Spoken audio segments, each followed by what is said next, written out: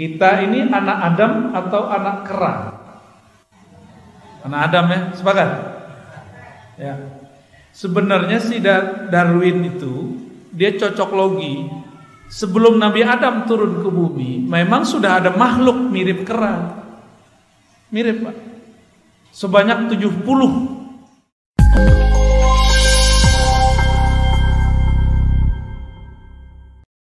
Assalamualaikum warahmatullahi wabarakatuh.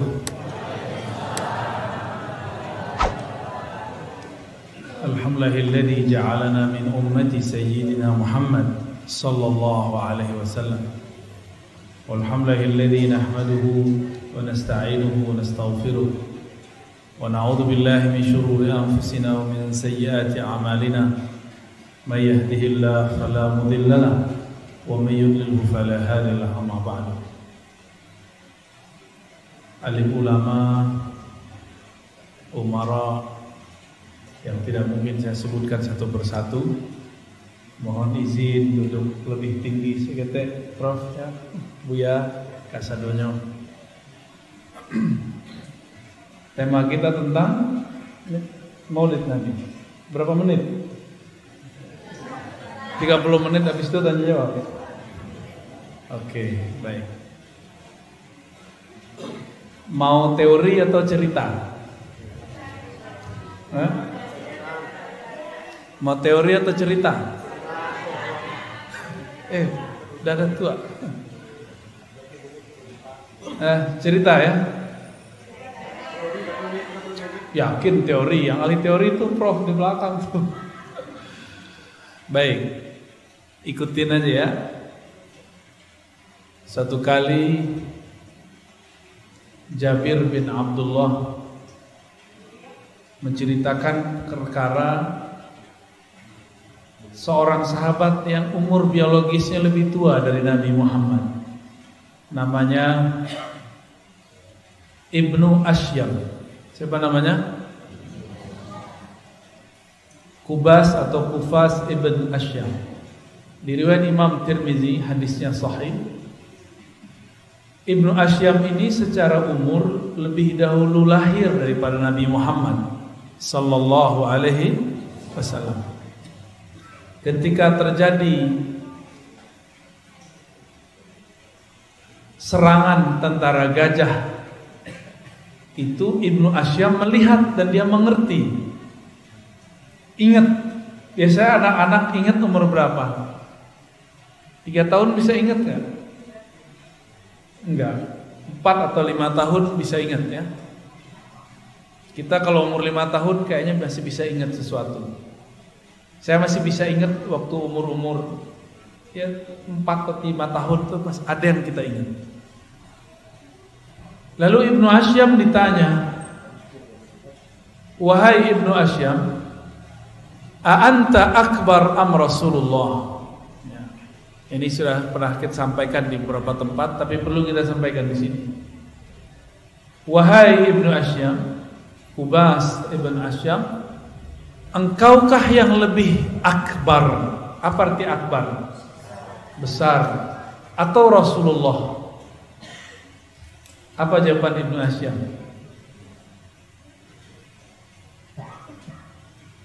Rasulullah sallallahu alaihi wasallam akbar minni.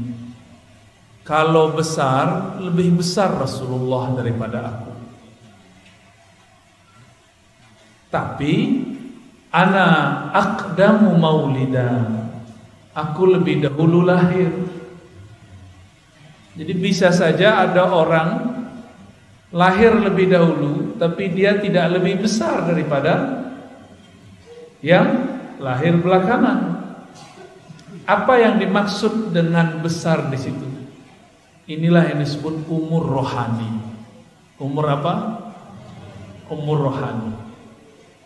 Bahwa baginda Nabi Muhammad sallallahu alaihi wasallam lebih tua daripada orang yang dulu lahir. Dalam riwayat yang sering dibaca oleh para ulama, tapi saya ambilkan yang paling sahih riwayatnya. Allah berkalam-kalam dengan Sayyidina Adam. Ya. Apa kata Allah? Hei Adam, kamu mengenal Muhammad dari mana? Ternyata Nabi Adam itu menikah dengan Sayyidatuna Hawa, maharnya adalah selawat. Jadi Bapak Ibu ini, kita ini adalah produk selawat. Yang kurang dari orang Minangkabau, hari Maulid selawat nggak ada. Selawat tuh nggak mesti pakai gendang, baca barzanji kayak ya, diba, banyak. Nanti ada gurunya kalau mau. Ada Buya Abdurrahman tuh, Buya Roni, dia hebat tuh main itu, bisa ngajarin.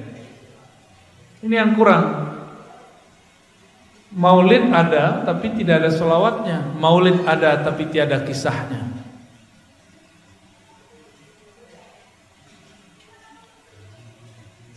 Sayyidina Adam ditanya, wahai Adam, kamu bermahar selawat kepada Hawa, itu tahu nama Muhammad dari mana?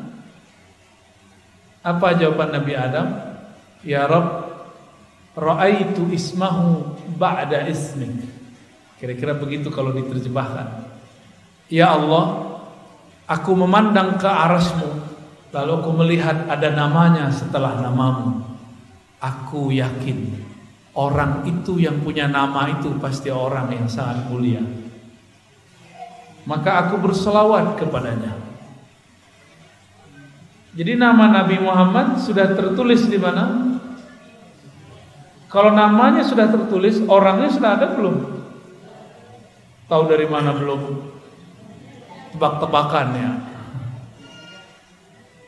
Allah ado, ya, tapi bukan di alam hudus, alam kun, adanya di alam masa sebelum ini, yaitu disebut masa pramasa, disebut juga dengan azali. Apa sebutannya? Di masa azali, masa sebelum ada masa ini, Nabi Muhammad mengatakan kuntu nabiyyan wa Adam munjadilun baina ma'in wa tin. Aku sudah ada, Adam bahkan belum ada. Bahkan tanah pun kalau boleh disebut belum ada. Aku sudah ada. Kami sampaikan ini, banyak orang-orang yang tidak mengenal Rasulullah kemudian salah faham. Ya.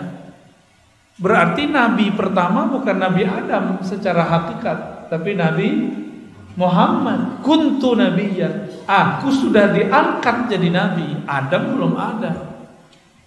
Tapi kalau di surga yang pertama jadi nabi siapa? Nabi Adam. Gitu ya. Lalu Allah mengatakan, hai Adam, tahukah kamu, laula Muhammad ma khalaqtuka.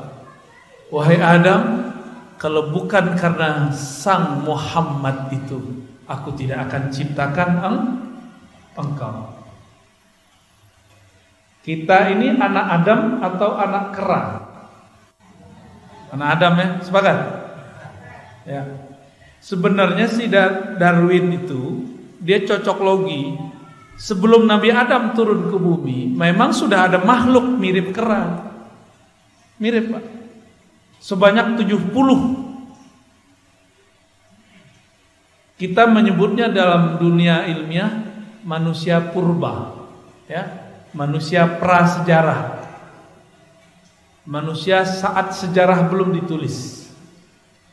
Jadilah tuh Homo sapiens, apa lebar? Homo sapi ya lah, Homo kerbau lebih.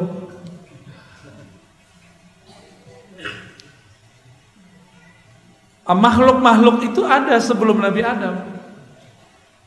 Bentuknya mirip dengan kera, tapi mereka bukan kera, bukan monyet, kera. Jadi kayak manusia tapi bukan manusia. Mereka umurnya ribuan tahun. Karena ada sebelum Nabi Adam. Nabi Adam itu 6.000 tahun sebelum kita, lebih kurang 5.000 sekian lah. Sedangkan makhluk purba itu sudah ada ratusan juta bahkan puluhan ribu tahun sebelum Nabi Adam alaihissalam. Aku yang ahli salawat tuh Bapak Ibu. Nanti kalau maulid Nabi, minta beliau latihan anak tuh. Tim-tim beliau tuh bisa ngajarin tiba Sentidoror ya. Silakan dieksekusi nanti Pak Wali ya. Biar Minangkabau bergema dengan salawat. Nggak bergema juga bid'ah membid'ahkan saja ya. Seketik bid'ah ya. Lemuak luak mendengar orang tuh. Kan yang muak Bang Haji. Muak tak? Rasa kedi rameh mului orang tu.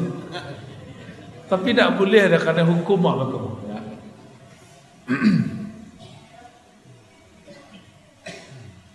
Kita ini ada sah sebagai keturunan Nabi Adam karena berkah salawat. Jadi satu tetes darah di tubuh ini berkah nur salawat Sayyidina Adam kepada Sayyidina Muhammad sallallahu alaihi. Tapi jangan beko menikah lu pakai salawat. Awak mahar salawatnya lah dia. Ya, nikah batin. Lama warna mah. Ya.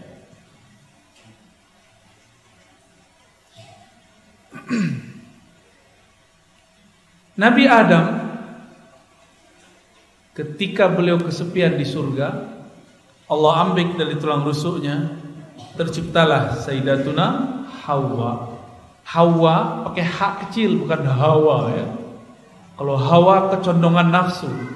Kalau Hawa dalam bahasa Ibrani disebut Eva. Ya, jadi Eva nama orang Minang banyak tak? Ya, itu entah orang Ibraninya, entah orang Yahudinya, entah orang Minang. Tapi tidak masalah ya, itu cuma sekedar nama. Sayyidatuna Hawa. Jadi Nabi Adam tuh kesepian di surga. Padahal semua makanan di surga diizinkan untuk Nabi Adam. Semua ilmu-ilmu di surga diberikan ke Nabi Adam. Tapi ada satu yang kurang dari Nabi Adam. Tidak ada ibu-ibu kurang. Jadi apa-apa kok gagah namanya Nabi Tio. Tapi kalau tidak ada ibu-ibu itu paniang. Akhirnya Nabi Adam tertidur. Dan tidur itu pantangan ahli surga. Di surga seharusnya tidak ada tidur. Jadi lelahnya Nabi Adam bukan karena lelah batinnya, fisiknya, tapi kesepian. Dan itu pun sebenarnya bukanlah tidur. Beliau sedang masuk ke alam yang lain. Di saat itulah Allah ciptakan dari darah badannya seorang pasangannya yang kemudian kita sebut Sayyidatuna Hawa. Karena no girang, Hawa pun ingin dipeluk oleh Sayyidina Adam. Di stop oleh Jibril. Stop Adam, halalkan dulu. Gitu. Nabi Adam kemudian mikir, dihalalkan pakai apa ya? Ya sudah, saya berselawat kepada orang yang ada namanya tertulis di arsy Allah Subhanahu wa ta'ala. Sahlah. Jadi karena barokat selawat itu kita hidup. Maka tolong dihidupkan majelis salawat. Bukan salawat orang mati saja. Itu kitab Dalail, kitab salawat dibaca pas kemati ya, orang meninggal. Sehingga anak-anak itu takut sama kitab salawat itu. Padahal kitab salawat itu amalan ahlul Quran. Di bawah kita ada batu ampa, betul tak? Di batu ampa dulu ada Syekh Abdurrahman Batu Ampa, pendiri Al-Manar. Beliau mambiat kaji Al-Quran ke Makkah. Selesai hafalan Quran, beliau diijazahkan gurunya membaca solawat Dalail Khairat, yang kini kita baca selama 7 hari orang meninggal. Jadi dulu itu dibaca sebagai pengimbang bacaan Al-Quran.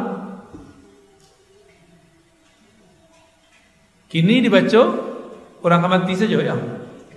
Kami datang ke guru kami Abu Yadahnar, masih hidup, tapi beliau sudah sangat sepuh, sudah banyak lupa, bahkan ke kami pun mungkin lupa. Dulu kitab salawat kau dipakai apa saja Bu ya? Apa jawaban beliau? Kami dulu kalau anak sunat kami baca kitab Barzanji atau kitab Dalail, kitab salawat tuh. Kalau ada orang menikah kami rayakan salah satu dengan itu. ada tasyakuran. Nah, kalau kini orang anak sunat pakai apa? Pakai apa gini? Pakai organ. Canggih orang tidak laku selawat. Mungkin salah kita pula, buya-buya, salah kita tidak melatih ananda kita berselawat. Ya, tolong nanti dibantu Buya Abdurrahman ya. Sebarkan majelis maulid. Ya. Majelis maulid itu majelis yang bisa menolak bala, yang menghalalkan yang haram, ya. Yang mendatangkan sesuatu rahmat kepada satu tempat. Itu majelis maulid. Sebab di situ ada salawat kepada baginda Nabi Muhammad sallallahu alaihi wasallam. Ya. Baik.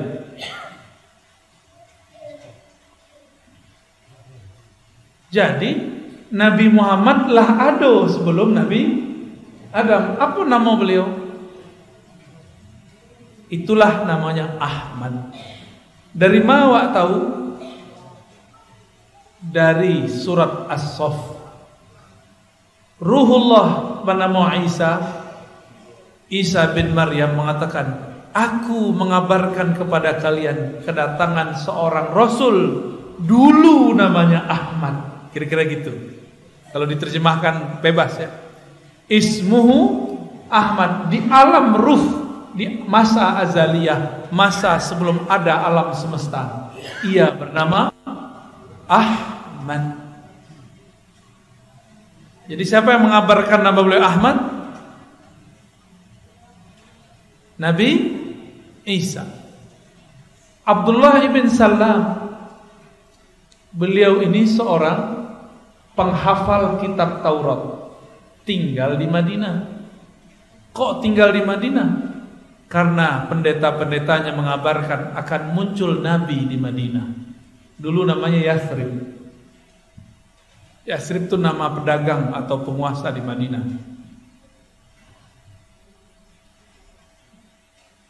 Ketika Nabi Muhammad masuk kota Madinah, Abdullah ibn Salam dipesankan oleh bibinya, ante bahasa Arab tak? Yo, ante itu jo tante sama. Yo, bahasa Minang Lamu ante itu lah dona. Ete lah nak. Kau gahana mata ante itu. Ete nyo.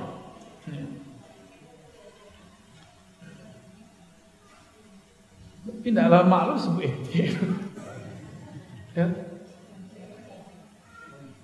Ya, sebut ete atau ante?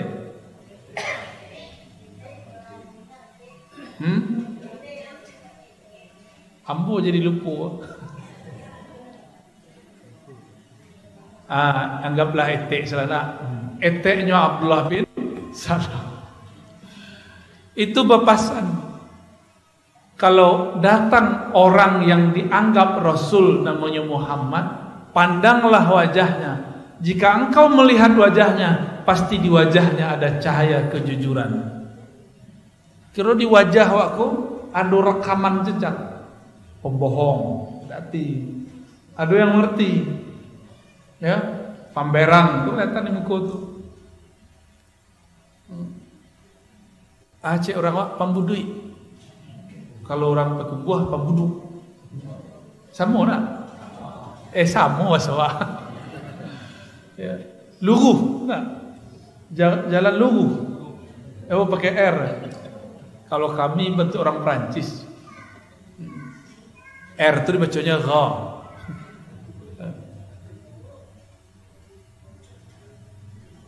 Kata bibinya, jika engkau bertemu dia, saksikan di wajahnya ada cahaya kejujuran. Muka orang elok. Muka boleh muka orang elok. Amin. Muka banyak dosa. Akhirnya Abdullah bin Salam menunggu datangnya Rasulullah SAW. Rasulullah itu transit di rumah Ummu Sulaim. Kemudian Kuba, ya, terus ketika masuk dilihat oleh Abdullah bin Salam, fama ra'aitu fihi kaziban, aku tidak melihat di wajahnya wajah kepalsuan. Ada ilmunya. Ada imam namanya Fakhruddin Ar-Razi. Siapa nama imamnya? Kalau ini Muko siapa namanya? Tapi tidak pakai Fakhru deh ya. Imam Fakhruddin Ar-Razi nulis kitab judulnya Firasat. Dalam kitab itu dia bercerita tentang ciri-ciri wajah orang elok, wajah orang jahat, wajah orang macam-macam, emosional, wajah orang suka zikir tapi pemberang, wajah orang berzikir untuk dabu itu ketahuan tuh, ya. Wajah orang nan suka meremehkan orang itu kelihatan di situ, kelihatan. Semua yang kita terjemahkan dalam pikiran itu membayang dan dimengerti oleh ahlinya. Ambo sikit-sikit lebih bisa. Jadi hati-hati Bapak Ibu, tidak usah suruh-suruhan di mukamu. Nampak deh Pak. Ada non polos aja. Abdullah bin Salam kemudian datang kepada Nabi Muhammad SAW. Nabi Muhammad tuh banyak. Kalau bahasa orang apa selingki, ya nah. Datang orang antri kepada beliau. Ada di suatu masa Abdullah bin Salam dapat giliran bertemu Rasulullah. Abdullah itu punya ayah Salam. Salam itu pemimpin Yahudi.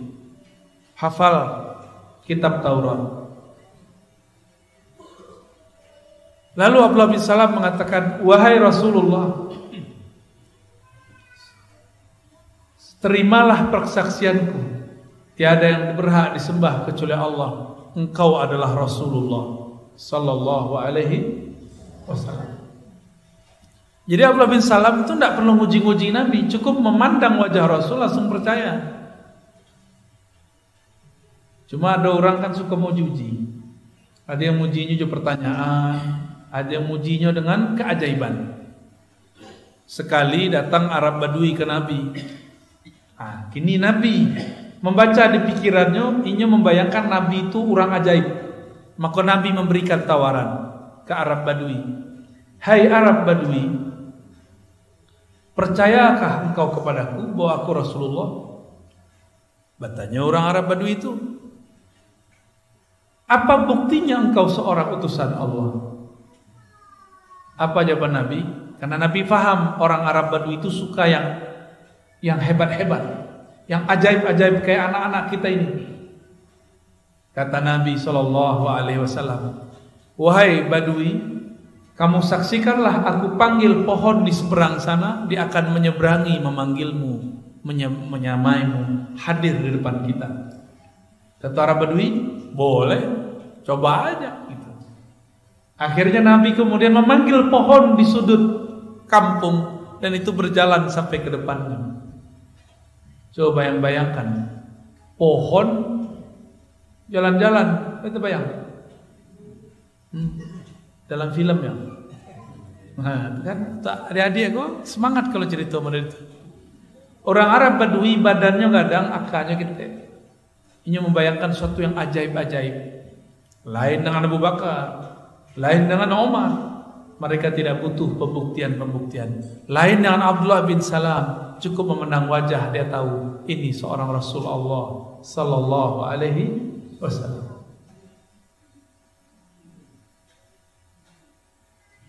Kira-kira percaya enggak tuh? Acara Nabi memanggil pohon. Kenapa pohon mau datang kepada Rasulullah? Kira-kira Pak, coba panggil pohon lain mau datang kemari Pak. Coba panggil, ada pohon ada. Panggil lain namanya. Enggak. Yang mau dipanggil itu anak dipanggil ayah, ya enggak?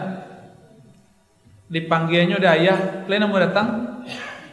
Saya mau. Apa? Atif. Namanya rancak Atif. Tif gitu ya. Datang enggak?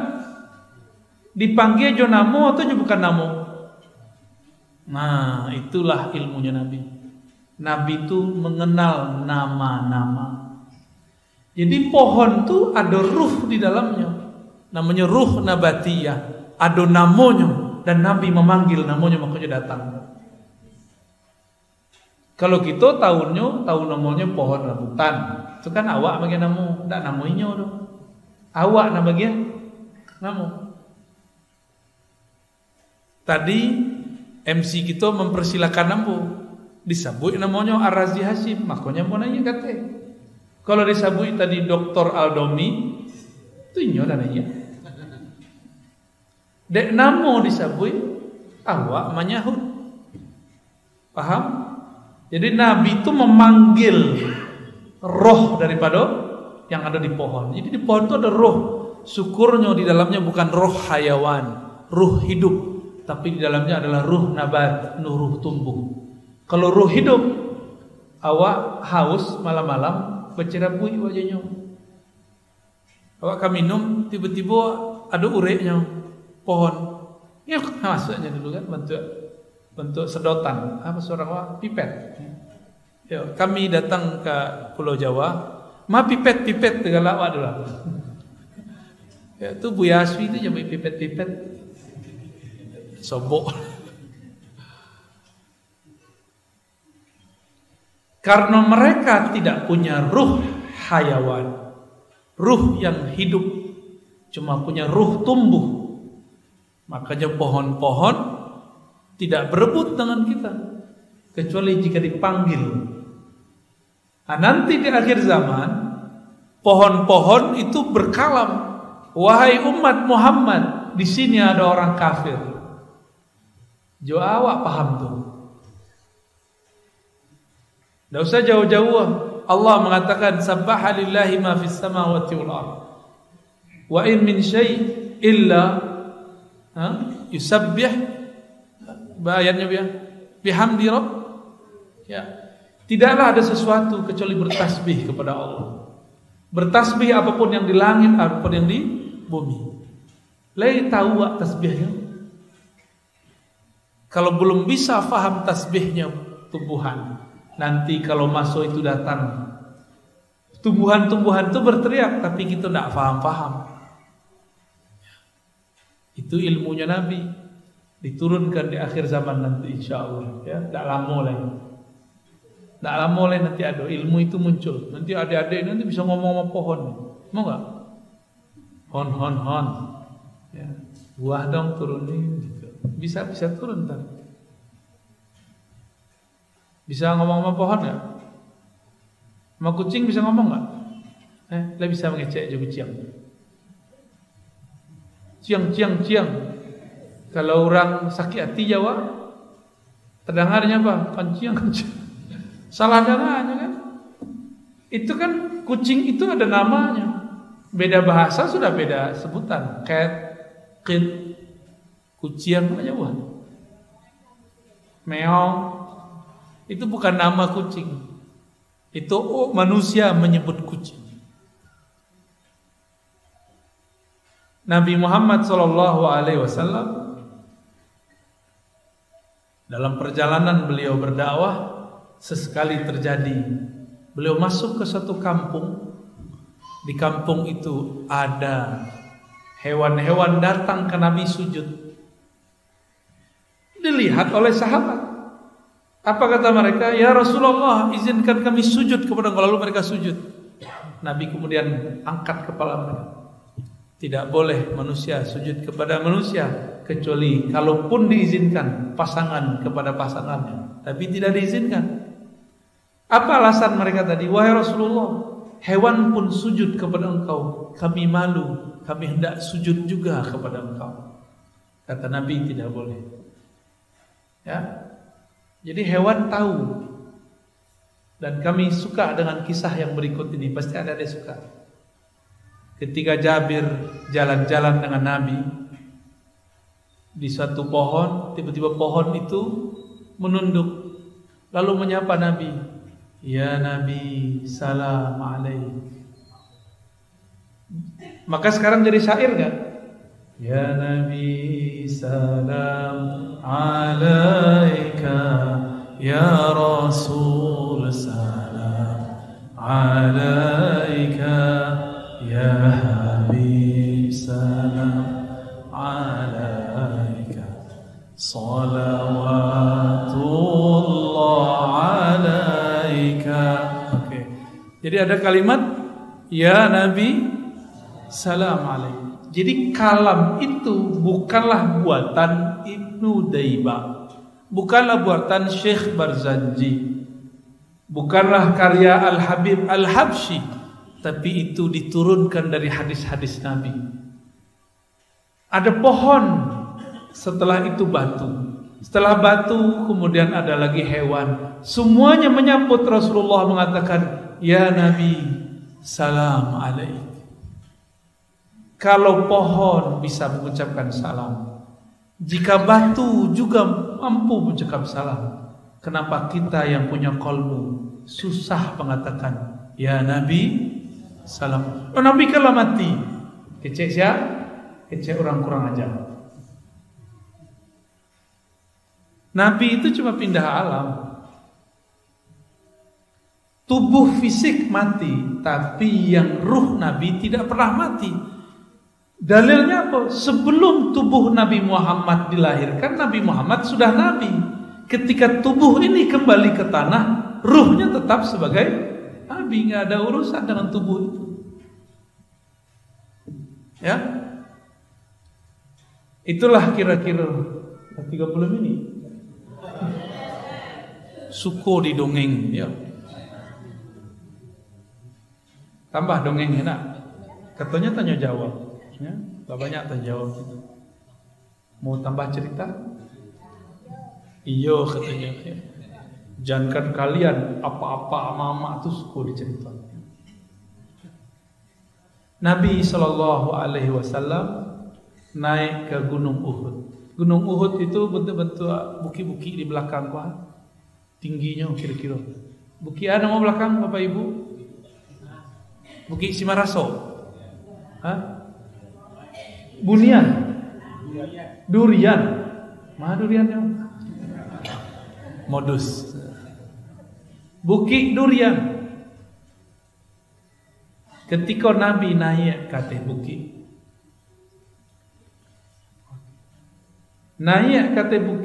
bergetar bukit itu. Kiranya bukit itu sadar, grogi. Awak kalau sobok aja orang hebat, grogi nama. Ya. Beberapa hari yang lalu kami ceramah di Kapolda Jabar. Kapoldanya biasanya ngajarin anggotanya satu kata yang menjadi istilah bersama anggota Polri. Tapi dek di Mukobuya, Arazi namanya, groginya, luponya. Baru terkadang sudah itu. Bisa grogi. Itu baru sebuah Arazi. Kalau sebuah nabinya Arazi, apa kira-kira? La kalam wala salam. Tak tahu mengecil. Makanya Abu Bakar As-Siddiq itu tidak berani mandang wajah Nabi. Ketika Abu Bakar sudah memimpin kekhalifahan, Nabi sudah wafat. Abu Bakar ditanya mengenai kisah Nabi. Itu Abu Bakar cuma jawab pakai nangis. Jadi Abu Bakar setiap ingat Nabi nangis. Kalau kita ingat Nabi, lalu nangis lah, tak tahu cara menangis. Ya. Baik. Nabi Muhammad sallallahu alaihi wasallam kemudian berkalam dan menghentakkan kakinya kepada gunung. Wahai Uhud. Apa kata Nabi? Wahai. Jadi Uhud itu nama gunung. Itu gunung itu sudah ada dari zaman dahulu dan namanya Uhud. Maka nanti ketika terjadi kiamat itu gunung pun masih bertahan. Tapi gunung Bukit Durian lah hilang. Tak ada lagi. So durian kawa nama dia namu. Bukan Allah nama dia namu. Lalu Nabi mengatakan, wahai Uhud, diamlah kamu, tenanglah kamu, jangan grogi. Di atasmu ada seorang Rasulullah, seorang Siddiq, dan orang yang syahid. Kiranya Nabi jalan jauh, Abu Bakar, Umar, ya. Di riwayat tertentu disebutkan Utsman. Jadi Nabi sedang mengabarkan cara mati daripada sahabat. Sahabat Umar masih hidup nggak waktu itu? Apa kata Nabi? Wahai gunung, janganlah kamu bergetar, di atasmu seorang Nabi, Siddiq yaitu Abu Bakar, dan syahid yaitu Umar. Umar mati syahid nggak? Ya ditusuk dan mati. Jadi Nabi kayak mengabarkan Umar akan mati syahid. Nabi dikabarkan Allah SWT. Nabi itu kalau mencari awak, takdir kita ke depan dan masa lalu kita ke belakang, itu langsung Allah perlihatkan kepada Nabi Muhammad SAW. Apa kata beliau? Uridat ilayya al-anbiya. Para nabi ditunjukkan wajahnya kepadaku. Tiba-tiba aku melihat Adam, melihat Nuh, Ibrahim, Musa, Isa. Bahkan Jibril diperlihatkan malaikat-malaikat ke beliau. Tapi kelompok yang tidak kenal Nabi mengatakan Nabi Muhammad tidak tahu yang gaib. Berdasarkan satu riwayat bahwa Nabi dipuji-puji oleh para pendendang sholawat di masa Rasulullah, perempuan-perempuan. Apa kata mereka? Sungguh beruntung kami, fina nabiyyun ya'lamu ma fil ghad. Beruntunglah kami punya Nabi yang mengetahui masa depan. Berarti sahabat itu mengerti Nabi diberitahu masa depan. Nabi tidak terima. Nabi tidak mau disebut mengerti masa depan. Karena pengetahuan beliau tentang itu bukanlah pengetahuan pribadi, tapi diberitahu oleh Allah Subhanahu. Tahu dia tahu. Tahu dia. Kira-kira pengetahuan awak itu diberitahu Allah atau kita mendapat surah? Diberitahu. Maka pantas nggak merasa ilmu ini milik kita? Kan nggak pantas.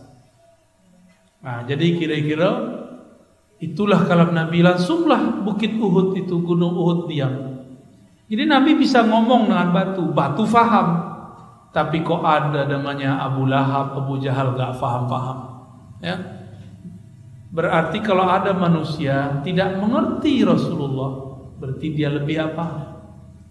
Lebih keras dari batu. Lebih bandel, ya. Lebih mada daripada kambiang.